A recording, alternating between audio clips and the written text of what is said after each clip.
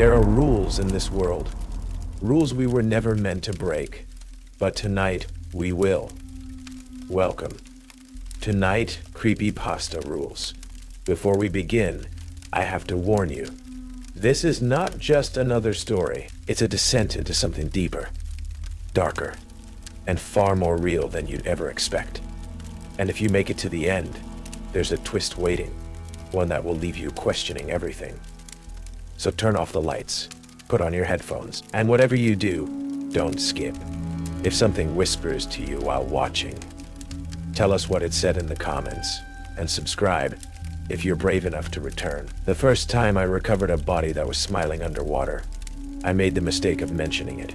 That's how I learned some rules exist for reasons beyond safety protocols or government regulations. The Florida Keys shimmer like emeralds scattered across azure waters, drawing tourists with promises of paradise and perfect diving conditions. What those brochures don't mention is that these same waters claim dozens of lives each year. Boating accidents, diving mishaps, and occasionally, things the official reports simply classify as unknown circumstances. That's where my team comes in. I'm Ethan Reeves, senior recovery diver with the NOAA Special Recovery Unit, based in Key West. We're the ones they call when standard search and rescue operations fail, when bodies need retrieval from difficult underwater terrain, or something unusual requires government attention beneath the waves. Most people think NOAA just tracks hurricanes and monitors fish populations. They have no idea about units like mine. Our base sits isolated at the edge of Fleming Key, a restricted area adjacent to the Naval Air Station.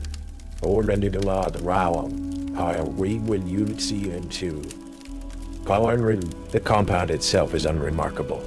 A cluster of weathered buildings, a small dock for our research vessels, and a high-security laboratory that most of the team isn't authorized to enter. The sign at the gate reads Marine Research Facility. Technically true, though deliberately vague. Commander Hayes recruited me 3 years ago, shortly after my medical discharge from the Navy. I spent 8 years as a combat diver, until a mission in the Persian Gulf left me with a titanium rod in my leg and nightmares that still wake me at 3 a.m., gasping for air that never seems sufficient. Your country still needs your skills, Reeves, Hayes had said, sliding a classified folder across the table during our first meeting. Just in different waters. I needed the work. More importantly, I needed purpose after the Navy. What I didn't need were the 3 rules Hayes explained during my orientation. Rules that made no sense then, and only marginally more sense now, despite everything I've witnessed. Rule 1, Hayes had said, his weathered face impassive beneath salt and pepper hair. If a victim's body is smiling, don't bring it up. Not in your report, not to the team, not to anyone. I'd laughed, thinking it was some kind of initiation joke. Hayes didn't smile back. Rule 2. If your oxygen tank drains faster than normal, surface slowly and say nothing. Do not report equipment malfunction. By then, I realized he was serious, which made the rules all the more unsettling. And Rule 3, Hayes continued, leaning forward, his voice dropping. If something follows you from below but never rises to the surface, never return to that dive site. Ever.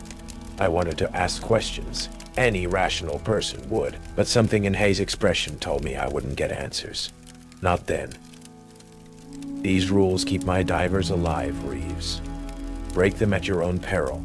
For 3 years, I followed the rules without question. I'd seen enough strange things in the depths to develop a healthy respect for whatever system Hayes had established. Bodies in impossible locations. Wrecks that didn't match any reported incidents. Marine life behaving in ways that contradicted everything known to science. And yes, occasionally bodies with faces frozen in expressions that shouldn't be possible at terminal depth. This morning's briefing feels different. Hayes looks more haggard than usual, the lines around his eyes deeper, his normally immaculate uniform showing unusual wrinkles. The room smells of industrial cleaner and the ever-present brine that permeates everything in our facility. We have a situation, Hayes announces to our assembled team. Research vessel Hermes went dark yesterday, approximately 20 miles southeast of Dry Tortugas. Coast Guard located the vessel drifting, crew missing. Initial sweep found no survivors. Lucia Diaz, our tech specialist, taps rapidly on her tablet. Hermes was a private research vessel contracted by Oceanic Innovations. Crew of 7, conducting deep water sampling. What were they sampling? Asks Marcus Chen, our senior recovery diver and my usual dive partner. His voice carries the slight rasp of someone who spent too many hours breathing compressed air. Hayes and Lucia exchange a glance that lasts a fraction too long. Standard marine biology collection, Hayes says finally. Nothing classified. The lie hangs in the air. We all recognize it, but no one challenges Hayes directly. That's not how our unit operates. Satellite imaging shows the vessel intact, Lucia continues, projecting images onto the wall screen. No signs of structural damage. Weather was clear. No distress signal sent. It's as if the crew simply vanished or chose to abandon ship, suggests Dr. Amelia Novak, the unit's marine biologist. Something in her tone draws my attention. Unlike the rest of us, Novak rarely participates in actual recovery operations. She analyzes what we bring back, working primarily in the restricted lab. Today, she seems unusually interested. Coast Guard found the lifeboat still secured. Hayes counters. Whatever happened, they didn't leave voluntarily. He brings up a navigation chart, marking a location that sends a chill through me. The coordinates are less than 5 miles from where we conducted a recovery operation last month. The one with the smiling victim I unwisely mentioned. Reeves Shen. You'll lead the underwater assessment. Diaz will monitor from the surface. Dr. Novak will accompany to collect any relevant samples. Novak's presence on the operation is unprecedented. My unease deepens. Departure in 30 minutes. Gear check now. As the team disperses, Hayes motions for me to stay behind. Once we're alone, his professional demeanor slips slightly. Ethan, he says, using my first name. Another rarity that sets alarm bells ringing. This operation. Be particularly mindful of the rules, sir? Hayes glances toward the door, ensuring we're truly alone. The Hermes was conducting classified research related to the Abyssal Project. The name means nothing to me, but Hayes' tone conveys its significance. What's the Abyssal Project? Something you don't have clearance to know about. Hayes roops his temples. Just, if you see anything unusual down there, anything at all, report directly to me, not to the team, not in the official log, only to me. Sir, with respect, that contradicts standard protocol for... This isn't standard, Reeves. Hayes cuts me off.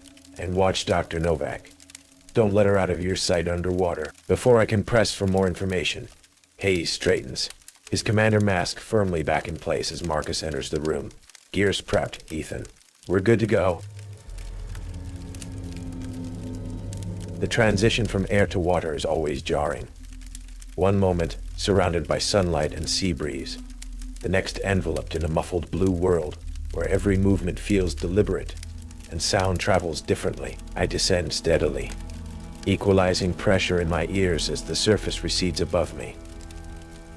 At 30 feet, I pause to ensure my equipment is functioning properly. The familiar hiss of the regulator and the stream of bubbles rising from my exhalations provide a rhythm that normally calms me. Today it feels insufficient against the growing sense of dread. Marcus and Novak hover nearby, their forms distorted by the water's refraction. Marcus signals that all is well. Novak simply points downward, eager to continue our descent. At 60 feet, the water temperature drops noticeably. The vibrant colors of the upper reef give way to more subdued hues. Blues darkening to navy, yellows fading to amber. Marine life becomes sparser, though occasionally a solitary barracuda or a small school of jacks passes in the distance, their silver bodies catching what little sunlight penetrates this depth. At 90 feet, Our helmet lights activate automatically. The beams cut through increasingly murky water, creating cones of visibility that seem to emphasize the darkness beyond rather than dispel it. Lucia's voice crackles through our comms. You should have visual on the Hermes soon. Sonar shows it resting on a sandy plateau at 118 feet. As if on cue, the vessel materializes from the gloom. A sleek research ship approximately 120 feet long, now resting upright on the ocean floor as if deliberately parked there. No obvious damage marks its white hull. The name Hermes remains clearly visible, though already small fish dart around the lettering, beginning the long process of claiming the vessel for the sea. Marcus signals our approach pattern. He'll take the bridge.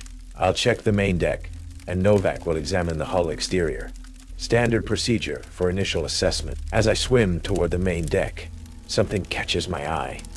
A pattern in the sand surrounding the vessel.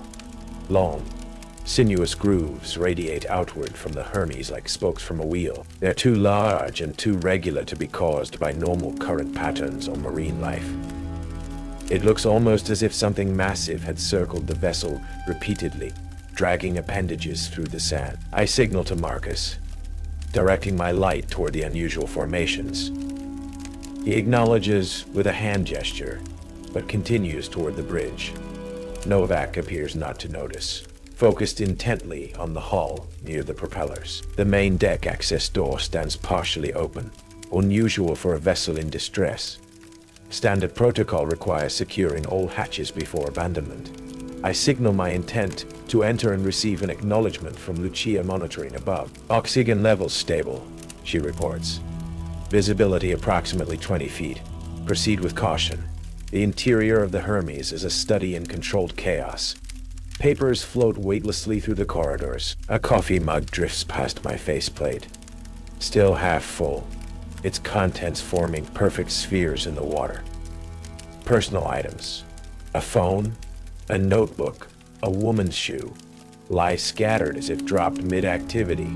No signs of struggle, no blood, no bodies, just emptiness, and the eerie suggestion of 7 people who simply ceased to exist mid-moment. In the main laboratory, scientific equipment remains set up, microscopes secured to counters, sample containers carefully labeled and stored. One centrifuge still hums with residual battery power, its display blinking intermittently in the darkness. A large specimen tank dominates the center of the lab. Unlike the smaller sample containers, this one appears to have been deliberately emptied, its lid removed and placed carefully aside. Whatever it contained is gone. Reeves, report. Hayes' voice cuts through the comms. Main deck and laboratory clear, I respond. No personnel located. Evidence suggests sudden abandonment, but no signs of struggle or equipment failure. One specimen container appears to have been deliberately emptied. A long pause follows. When Hayes speaks again, his voice carries an edge I've rarely heard. What kind of specimen container? Large tank, approximately 2 meters by 1 meter. Reinforced glass, heavy-duty locking mechanism. Currently open and empty. Another pause, longer this time. I hear muffled voices as if Hayes has covered his microphone to speak to someone else. Exit the vessel immediately, he finally orders. All divers return to surface. Operation aborted. The abruptness of the command startles me. Sir, we've barely begun the assessment. Standard protocol requires. This is a direct order, Reeves. Get out. Now. I move toward the exit, but something on a nearby monitor catches my attention. A video paused mid-playback. The screen shows a close-up of what appears to be coral, but unlike any formation I've seen before, it's almost geometric in its precision, with structures that resemble circuitry more than natural growth. Against direct orders, I press play. The footage shows a diver examining the unusual coral. As the camera zooms in, the coral appears to respond. Tendrils extend toward the diver's gloved hand. Where they make contact, the glove material seems to dissolve. The video cuts abruptly to a new scene. The same laboratory where I now stand, A woman in a lab coat addresses the camera, her expression tense with excitement or fear, perhaps both. Day 14 of Abyssal Project integration testing. The specimen continues to demonstrate remarkable adaptive capabilities. Cellular analysis confirms it's not actually coral, but something else. Its DNA, if you can even call it that, contains sequences we can't begin to classify. She holds up a petri dish containing a small fragment of the coral-like substance, even separated from the main mass. It maintains cohesion and purpose. Watch. She places a drop of blood beside the fragment.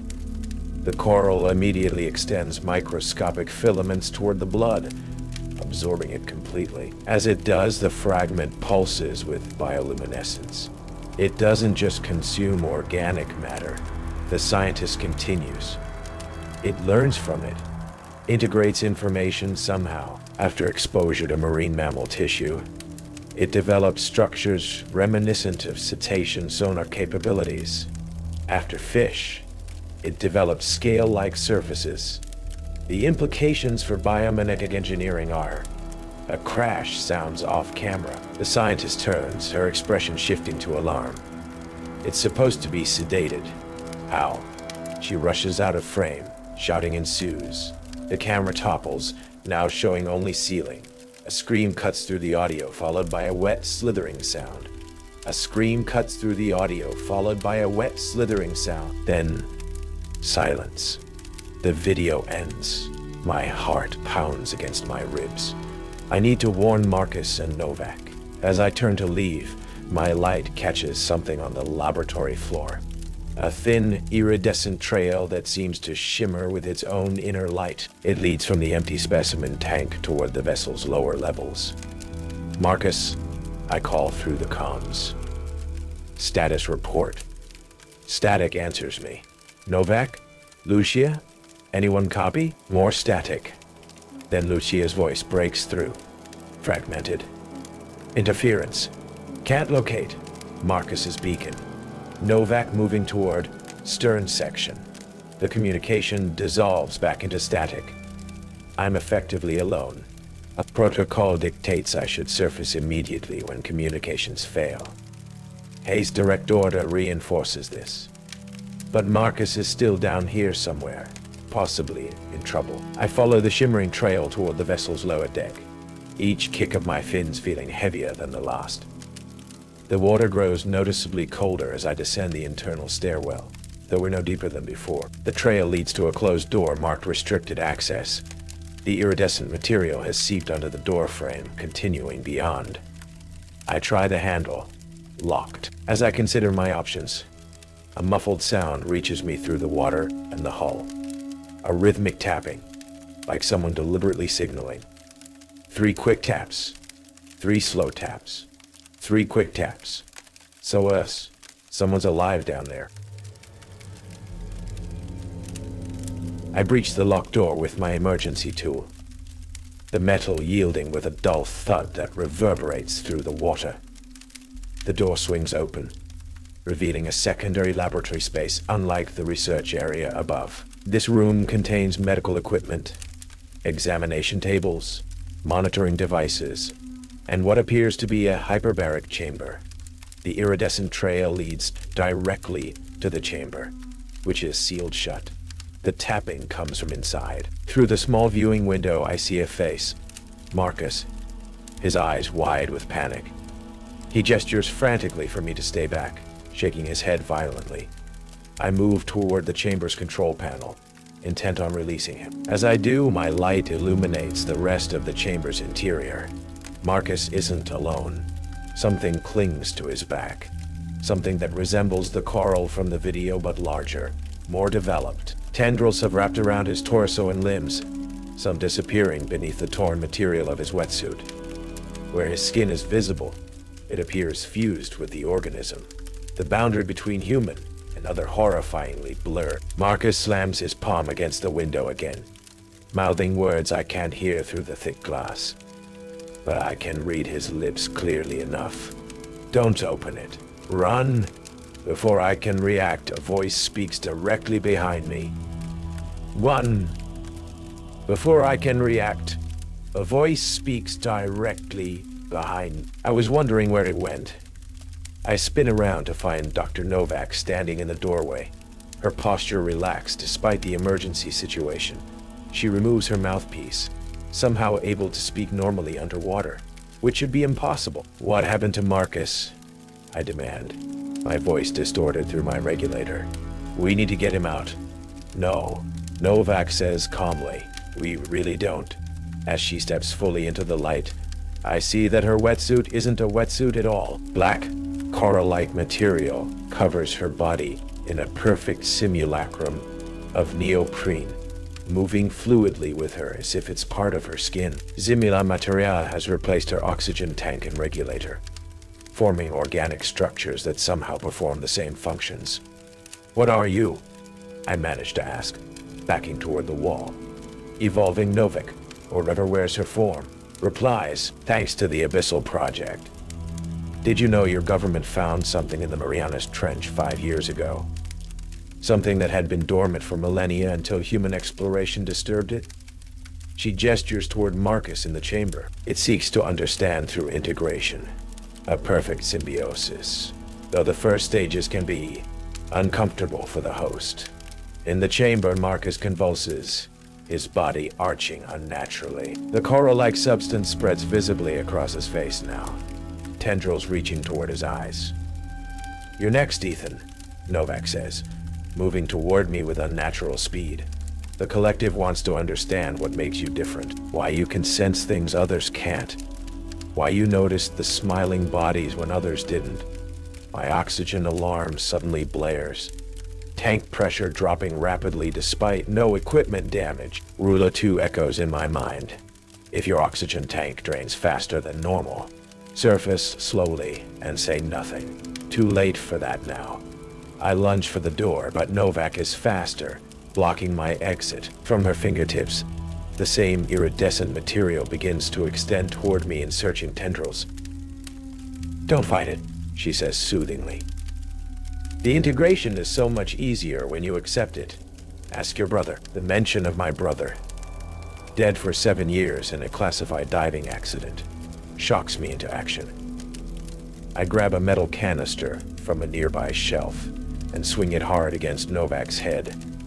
The impact produces a sound like breaking glass. Novak staggers back, her face momentarily losing cohesion, the features sliding grotesquely before reforming. The breach in her composure gives me the opening I need. I bolt past her, out the door and up the stairwell. My oxygen alarm continues to wail as pressure plummets toward critical levels. The edges of my vision darken, early signs of hypoxia. Behind me, I hear a sound no human throat could produce. A high, keening wail that penetrates the water and vibrates through my very bones. I reach the main deck and propel myself toward the exit, each kick weaker than the last as oxygen deprivation takes its toll. Through the open doorway, I see the blue expanse of open water, freedom just meters away. Something wraps around my ankle, a tendril of the same iridescent material, stronger than it looks.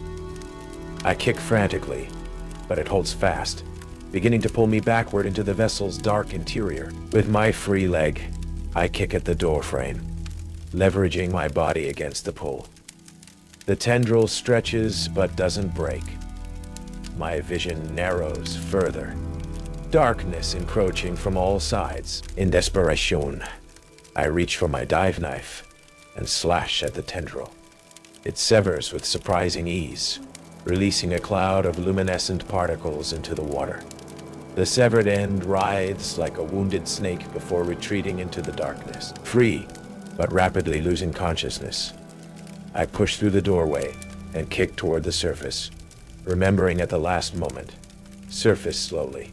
Even in my oxygen-deprived state, the training holds. As I begin my controlled ascent, I look back toward the Hermes one final time. Novak stands in the doorway, her form now barely humanoid, a shifting mass of coral-like structures approximating a woman's shape. Beside her, another figure emerges from the vessel's interior. A figure wearing Marcus's dive gear, but moving with the same unnatural fluidity as Novak. And on its face, what remains of Marcus's face, is a wide, fixed smile. The last thing I see before breaking the surface is both figures pointing upward, watching my escape with expressions of patient certainty. As if they know something I don't. As if they're simply waiting. The debriefing lasts 5 hours. 5 hours of repeating the same details, answering the same questions, submitting to medical tests and psychological evaluations. Through it all, Hayes watches me with an expression I can't quite read. Concern mixed with something darker, more calculating. And you're certain Dr. Novak referred to the Abyssal Project? He asks for the third time, his pen hovering over a classified form. Yes, sir. She said the government found something in the Marianas Trench 5 years ago. Something dormant that was disturbed. Hayes exchanges glances with the two men in suits, who haven't introduced themselves, but have been present throughout the debriefing. One nods almost imperceptibly. And Marcus Chen, you're certain he was compromised? The image of Marcus in the hyperbaric chamber flashes through my mind. The coral-like substance fused to his skin, the panic in his eyes before they were covered by spreading tendrils. He's gone, sir. Whatever came back in his body isn't Marcus anymore. Hayes sighs heavily. We're classifying this incident as an equipment malfunction resulting in the loss of 2 personnel. Oxygen toxicity led to hallucinations during your dive. Oxygen toxicity led to hallucinations during your dive. That's the official record. But sir, that's not. That's the official record, Reeves. Hayes' tone leaves no room for argument. You'll be placed on medical leave for 2 weeks. Mandatory psychiatric evaluation before returning to duty. Mandatory psychiatric evaluation before returning to duty. The dismissal is clear. As I stand to leave, Hayes adds, the rules exist for a reason, Ethan. Remember that during your leave, outside the debriefing room, the facility buzzes with unusual activity. Personnel I've never seen before move equipment into the restricted laboratory. Armed guards stand at checkpoints that weren't there this morning. Lucia intercepts me in the hallway, pulling me into an empty storage room. Her usually composed demeanor has fractured. Eyes wide, hands trembling slightly. They're lying to you, she whispers, glancing nervously at the door. I monitored everything through your helmet cam until the signal cut out. I saw what happened to Marcus. I heard what Novak said. Hayes is burying it, I confirm. Oxygen toxicity cover story. Lucia shakes her head. It's bigger than Hayes. After you surfaced, I received orders to delete all dive recordings. When I hesitated, 2 NSA agents appeared at my station. She pulls a small drive from her pocket. I made a copy first. Everything your camera captured, plus sonar readings that don't make any sense. Don't make sense how? The sea floor around the Hermes. It's changing, spreading outward in patterns identical to what you reported seeing. And it's happening fast. She presses the drive into my palm. I'm being transferred tomorrow. Reassigned to a NOAA weather station in Alaska. Very suddenly, very conveniently. The implications settle heavily. They're containing everyone connected to the incident. Everyone except you. Lucia's expression turns puzzled. For some reason, they want you to stay involved. Hayes fought to keep you on the team. Before I can respond, her tablet chimes. She checks it, her face paling. They've noticed I'm not at my station. I have to go. She squeezes my arm. Be careful, Ethan. And don't trust Hayes. After Lucia leaves, I wait several minutes before exiting the storage room, the drive burning like a brand in my pocket. The facility feels different now. Not the familiar workplace I've known for 3 years, but something hostile, filled with secrets and dangers. I'm only beginning to understand. In my small on-base apartment, I secure the door and check for surveillance devices. A paranoid habit from my Navy days that suddenly seems justified. The place is clean, or at least appears to be. I connect Lucia's drive to my personal laptop, using a secure VPN connection to mask my activities. The footage from my helmet camera plays out exactly as I remember. The descent, the Hermes, The empty laboratory. The video of the coral-like organism. Novak's transformation. But there's more. Zolnar data shows anomalous readings beginning 3 months ago. Centered on the area where we found the smiling body I'd mentioned against the rules. The anomaly spread outward like a slowly growing web, connecting various points throughout the Florida Keys.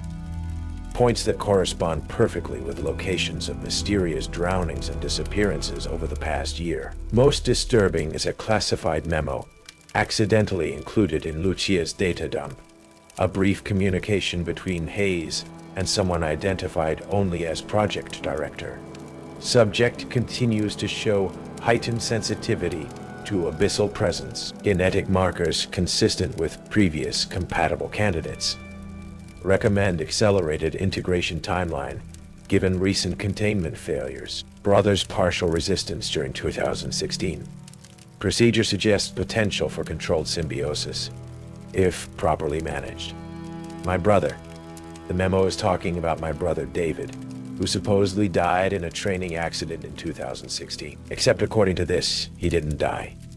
He was subjected to some kind of procedure involving what they're calling the abyssal presence. The same thing that took Marcus. The same thing wearing Novak's skin. Sleep eludes me that night. I lie awake, connecting fragments of memory that suddenly make terrible sense.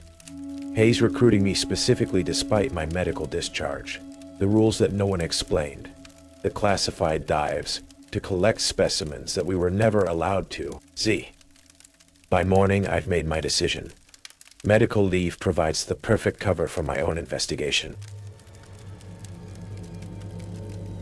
The drive to Miami takes 3 hours, giving me too much time to question my own sanity. Am I truly investigating a government conspiracy involving some unknown deep-sea organism?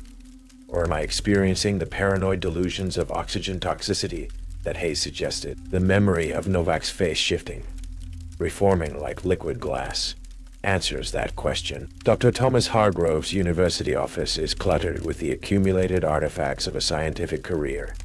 Coral specimens, taxonomic charts, and shelves overflowing with technical journals. The man himself appears older than his 60 years, his thin frame bent slightly, as if carrying an invisible weight.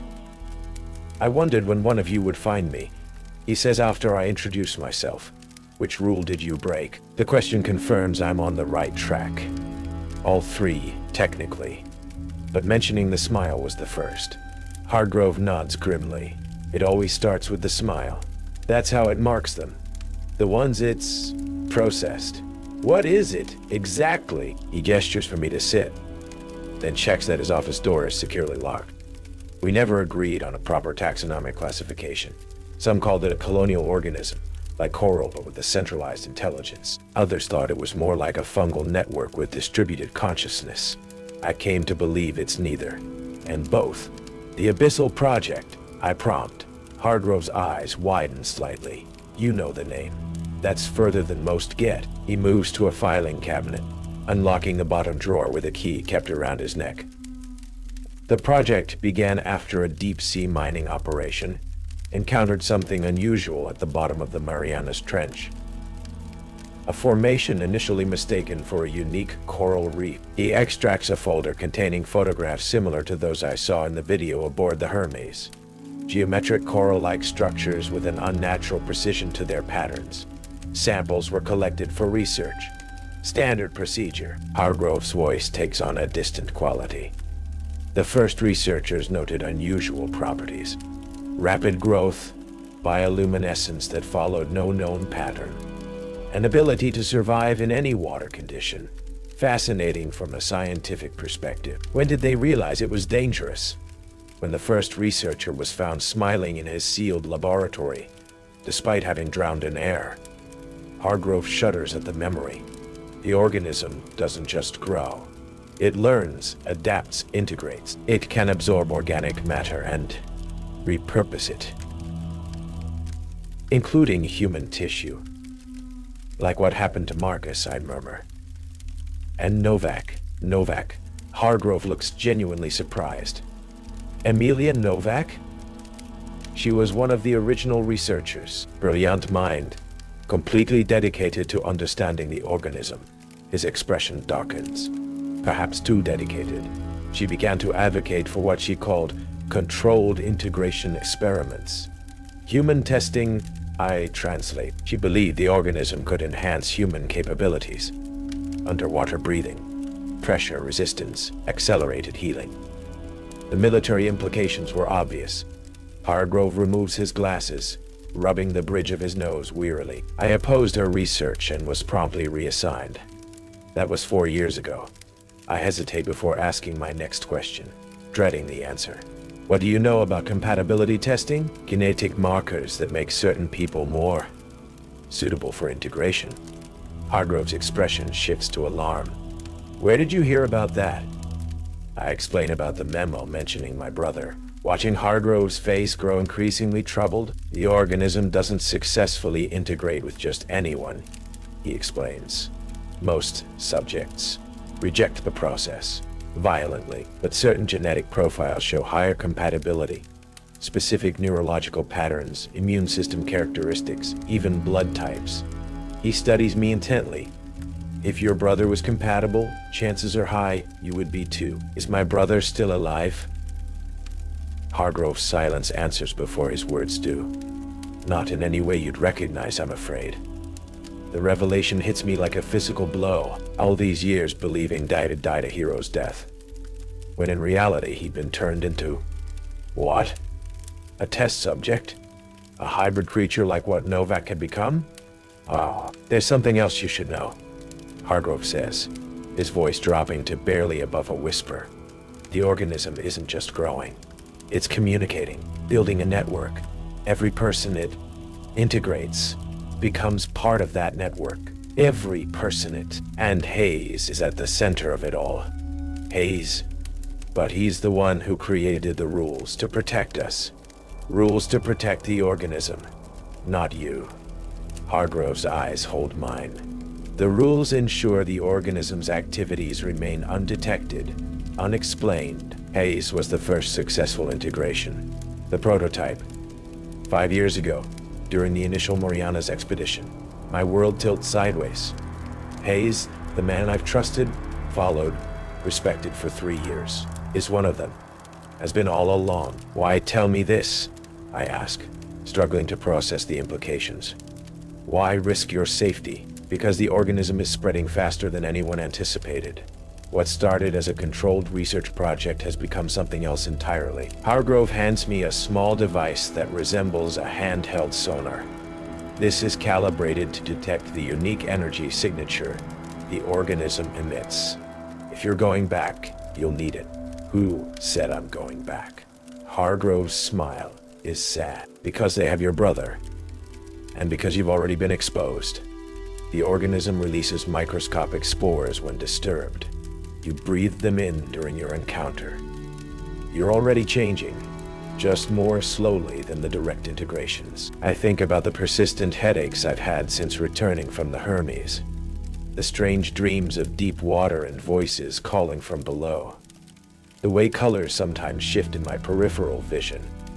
How long do I have without direct contact? Weeks, maybe months. But you'll start noticing changes sooner. Enhanced underwater vision, decreased need for oxygen, unusual awareness of pressure changes. Hargrove places a small pill bottle on the desk. This will slow the process. An enzyme inhibitor I developed before they shut down my research. As I pocket the medication, Hargrove adds, there's one more thing you should know. The organism isn't just mimicking human intelligence. It's exceeding it, creating something new. The smiles. They're not just a side effect of the physical transformation. They're expressions of what the integrated subjects experience. Which is what? Ecstasy. Hargrove's voice breaks slightly. Those who fully integrate report an experience of transcendence. Unity with something vast and ancient. Many go willingly, once they understand what's being offered. And those who don't go willingly. His eyes meet mine. I'm made to smile. Anyway. The Florida Keys at sunset paint the world in shades of orange and gold. The beauty a stark contrast to the darkness, I now know lurks beneath the surface. I park at a public beach access point, several miles from the NOAA facility. My rental car anonymous among the tourist vehicles. Hargrove's device sits on the passenger seat, its small screen displaying a map of the surrounding waters with several pulsing red dots, concentrations of the organism's energy signature. The largest cluster centers on our facility, as expected, but smaller dots appear throughout the keys, some in areas frequented by tourists and divers. It's spreading, just as Hargrove warned. My phone buzzes with a text from an unknown number. Medical leave ends tomorrow. Mandatory return to base. Hayes, I've been gone exactly 1 week. Half the assigned leave period. Hayes wants me back early. Now I understand why. Another text follows immediately. We found something of your brother's. Thought you might want it. The bait is obvious but effective. If there's any chance David is still somehow alive, still somehow himself beneath whatever the organism has done to him, I have to try to reach him. But I won't be going in blind. I've spent the week gathering equipment and information.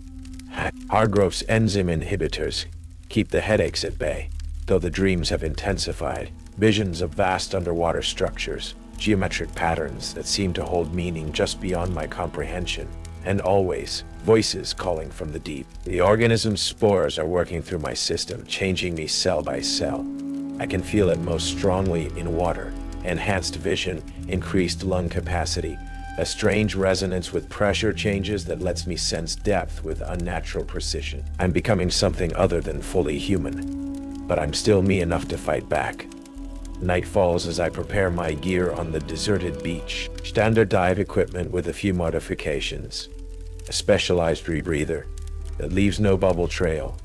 A wetsuit lined with a polymer Hargrove developed that temporarily resists the organism's attempts to bond with human tissue.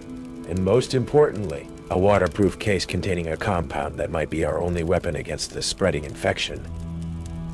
Hargrove called it a biological disruptor, a synthetic enzyme that breaks down the unique molecular structures that allow the organism to maintain cohesion. Not poison exactly, but something that might force it to release its human hosts. Theoretical, untested, but the only hope I have. I enter the water at midnight, when the beach is empty and the facility's security will be at minimum staffing. The quarter moon provides just enough light to navigate the shoreline without artificial illumination. The water feels different against my skin, not just temperature and pressure, but something else. A subtle vibration that seems to resonate with something inside me. The swim to the facility would normally take over an hour. Tonight, I cover the distance in 30 minutes, my body moving through the water with unnatural efficiency. Another sign of the changes taking place within me. The NOAA compound appears deserted from the water, but Hargrove's detector shows intense activity, the entire structure pulsing red on the small screen. As I approach the restricted dock area, I kill my forward momentum and float silently, evaluating entry points. Movement catches my eye. A figure on the dock, silhouetted against the facility's security lights. Even at this distance, I recognize Hayes' distinctive profile. He stands motionless, facing the water, facing my direction, though I'm certain I'm invisible in the darkness. Then he raises his arm in a clear beckoning gesture. He knows I'm here. Somehow, he knows. For a moment, I consider retreat. But the thought of David, whatever remains of my brother, keeps me moving forward. I surface silently at the dock's edge, removing my mouthpiece. "I've been expecting you," Hayes says without turning. "The collective sensed your approach miles ago." The collective? Now he turns, and in the harsh security lighting, I see his face clearly for the first time since my return. He looks the same, yet subtly different. His skin too smooth, his movements too fluid. A poor term for something beyond human comprehension. But language has its limitations. Hayes smiles, and there's genuine warmth in it. "We've been waiting for you, Ethan. Your brother, especially. Where is he?" Below, where we all truly live now, Hayes extends his hand. He wants to see you. I ignore the offered hand, pulling myself onto the dock while maintaining distance. What happened to him? To all of you. Evolution. Transcendence. Choose your term. Hayes seems unconcerned by my wariness. What you saw with Novak and Marcus was just the beginning stage. Crude, unfinished. The full integration is beautiful. You're not human anymore. We're more than human. Hayes walks toward the main facility, gesturing for me to follow. Come, I'll show you. Against every instinct, I follow him into the building. The familiar corridors feel alien now. The lighting dimmer, the air heavy with moisture. The walls themselves seeming to pulse slightly, if viewed from my peripheral vision. Hayes leads me to the restricted laboratory, a space I've never been authorized to enter before. He places his palm on the security scanner, and the massive door slides open silently. Welcome to the heart of the Abyssal Project, he says, ushering me inside. The lab is vast, far larger than the building's exterior would suggest. The center is dominated by an enormous tank, not filled with water, but with a translucent, gel-like substance that shifts and moves with apparent purpose. Within this medium float what at first appear to be human figures, dozens of them, suspended in various states of transformation. Some remain mostly human in appearance, others have progressed further, limbs elongated, skin textured like the coral-like growth, features fluid and mutable. All have their eyes open, all are smiling. My God, I whisper, unable to process the horror before me. God has nothing to do with this, Hayes says quietly. This is something much older than human religion. Something that was here before us, waiting in the deepest parts of the ocean until we were ready to join with it. You're keeping them prisoner. No, Ethan. They're not prisoners. They're pioneers. Hayes approaches the tank, placing his palm against the glass. The substance inside responds, flowing toward his touch. The tank is just a transitional space, a halfway point between their old existence and their new one. Where's David? Hayes points to a figure near the center of the tank, a man who still looks mostly human except for the iridescent patterns flowing beneath his skin. Despite the changes, I recognize my brother's face instantly. David! I press against the glass, searching for any sign of recognition in his eyes. Slowly, David turns his head toward me. His eyes focus, widen slightly. His mouth moves, forming words I can't hear through the tank medium. He recognizes you, Hayes says, sounding pleased. That's rare in this stage. It speaks to the strength of your connection and your compatibility. Let him out. I can do better than that. Hayes moves to a control panel. I can let you in. A section of the tank wall begins to retract. The gel-like substance bulges outward but doesn't spill, defying normal fluid dynamics. It maintains its boundary as if held by an invisible membrane. Join him, Ethan. Join all of us. Hayes' voice takes on a hypnotic quality. You're already changing. You felt it. The water speaks to you now, doesn't it? The pressure sings. The depths call. He's right. Even standing here, I feel a pull toward the tank, toward the figure suspended within. A promise of understanding, of connection, of belonging that I haven't felt since before David's supposed death. I take a step forward, then another. David's eyes track my movement.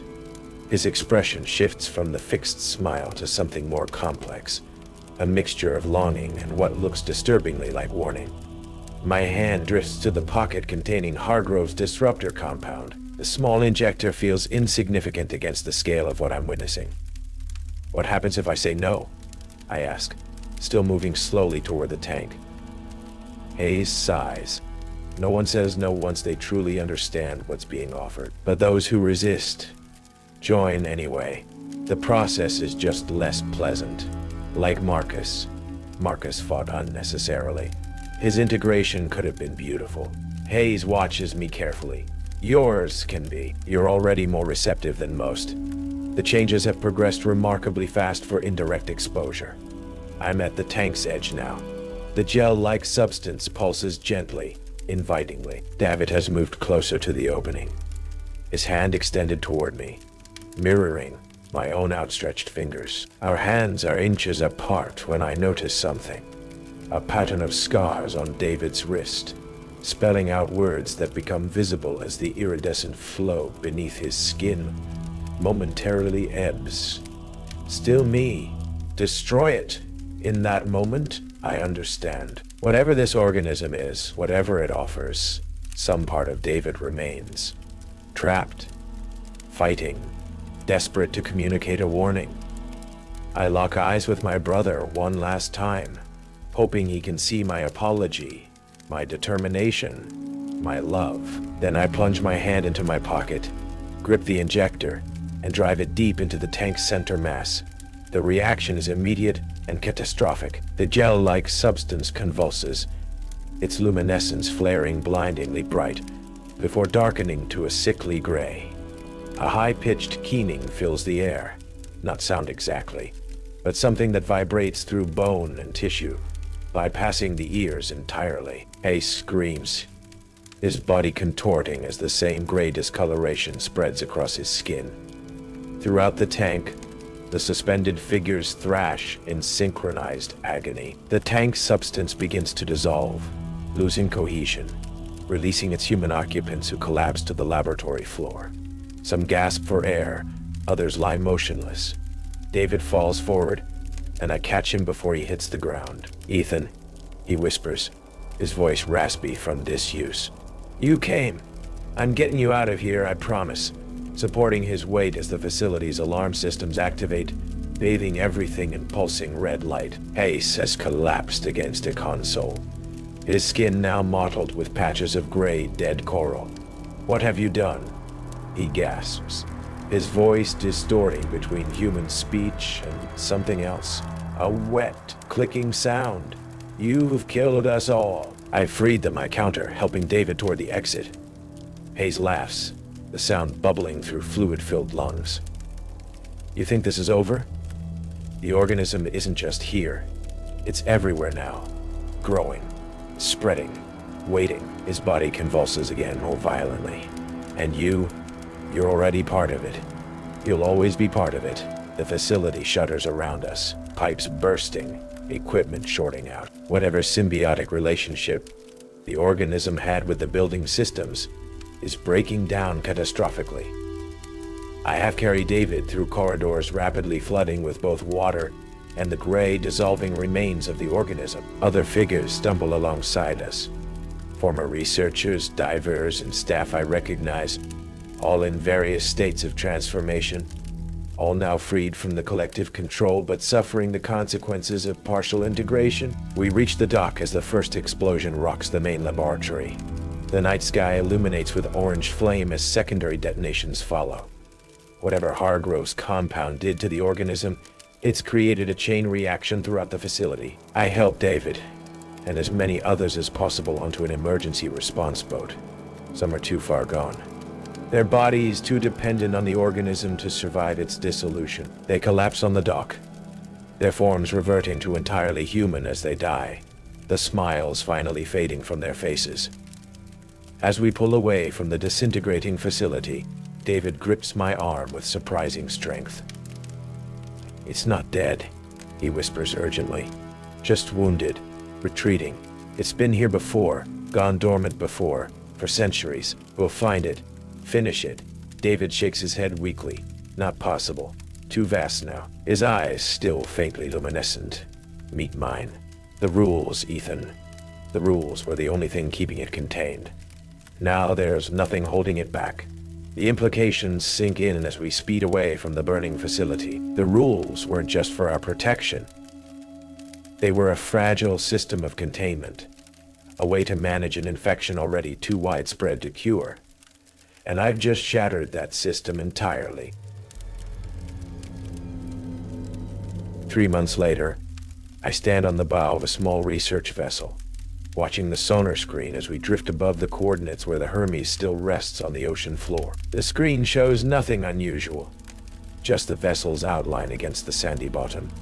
No anomalous readings, no strange energy signatures. But I know better. David recovered physically, though he'll never be entirely human again. None of the survivors will. The organism changed them at a cellular level, and while Hargrove's compound disrupted its collective consciousness, fragments remain within each host, dormant for now, but present, including within me. The government containment operation was swift and comprehensive.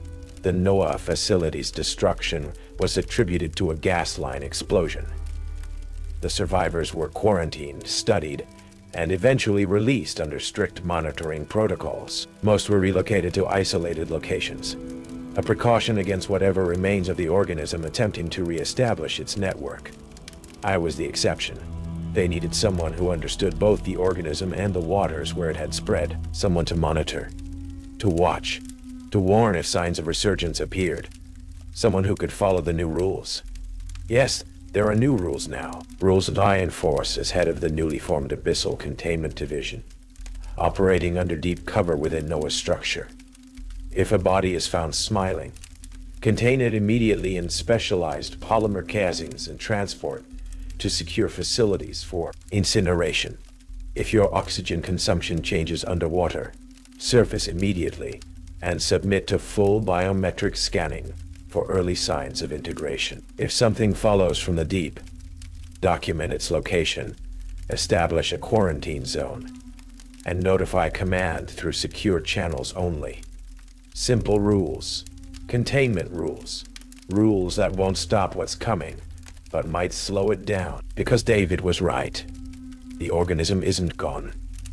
It's retreated, regrouping in the deepest parts of the ocean, adapting to our defenses just as it adapts to everything. Occasionally, we detect flares of activity, a cluster of missing divers near a reef system, unusual coral formations appearing overnight, dead marine life washing ashore with inexplicable smiles frozen on their faces.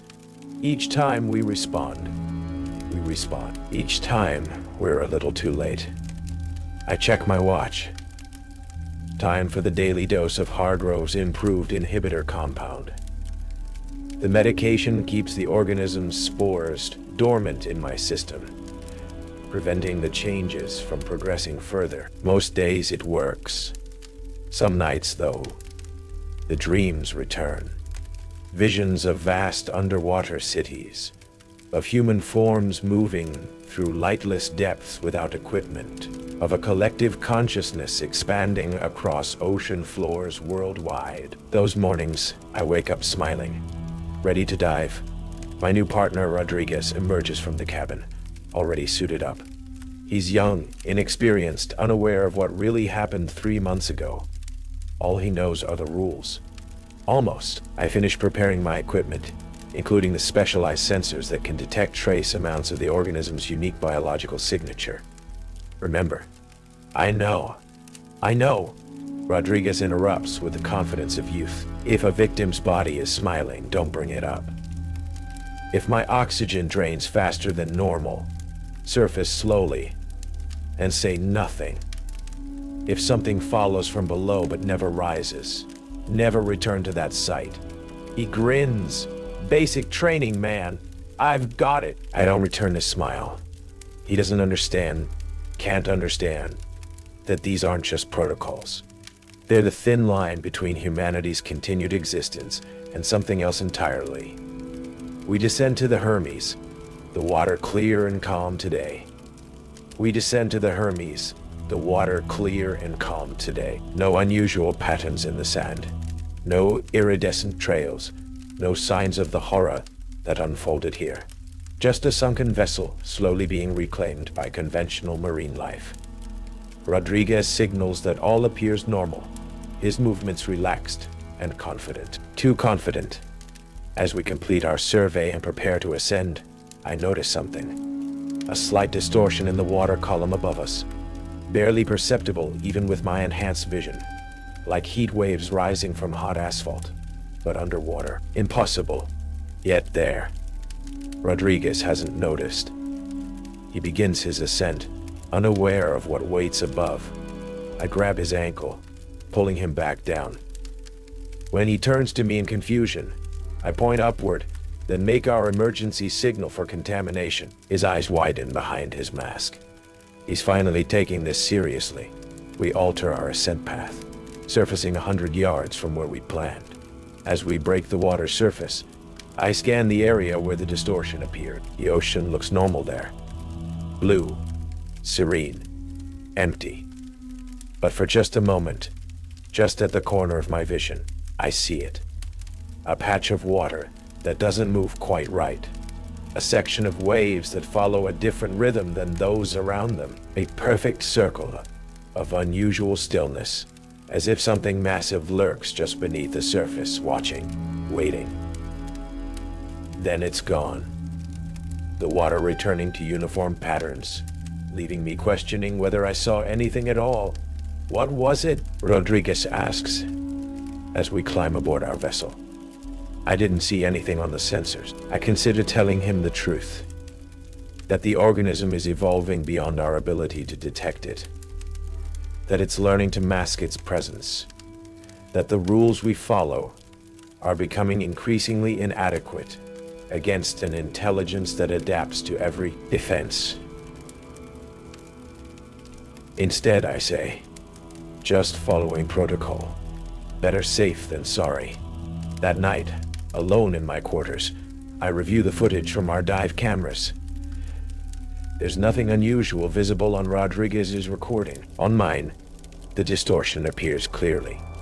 A column of altered water extending from the ocean floor to the surface, directly above the Hermes. I encrypt the file and send it to the secure server only 5 people in the world have access to. Along with my report and recommendation, expand the quarantine zone around the site by another 5 miles. As I prepare for bed, my phone chimes with an incoming text from an unknown number. The rules won't save you, but they might buy you time. We're waiting for you below. All of us, including your brother. I delete the message, take a double dose of Hargrove's compound, and try to sleep. In my dreams, I'm swimming through midnight waters. No equipment needed. My body perfectly adapted to the crushing depth. Around me, thousands of others move in perfect synchronization.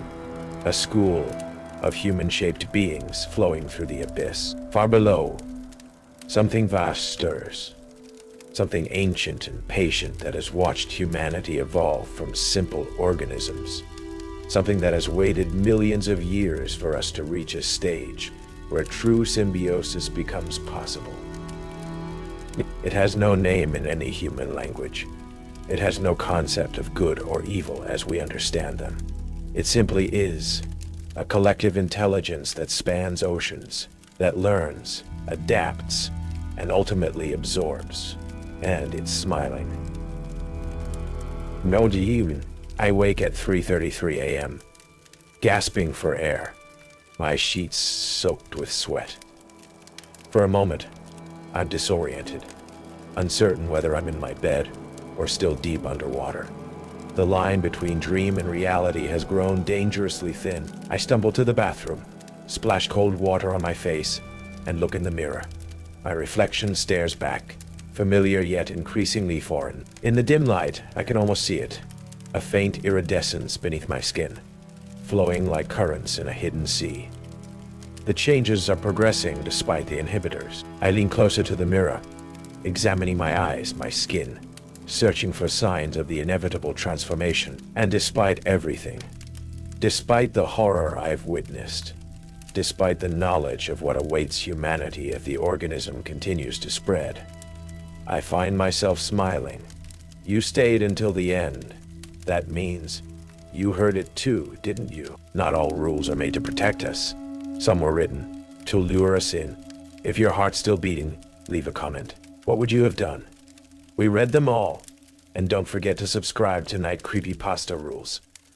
More rules are coming, and once you hear them, you'll never sleep the same again.